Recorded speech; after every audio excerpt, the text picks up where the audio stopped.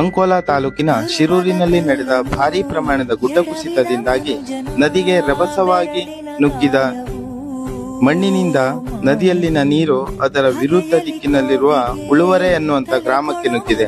ಉಳುವರೆ ಗ್ರಾಮದ ನದಿ ಪಾತ್ರದಲ್ಲಿರುವ ಸುಮಾರು 5-6 ಮನೆಗಳು ಪೂರ್ತಿಯಾಗಿ ನೆಲಸಮವಾಗಿದೆ.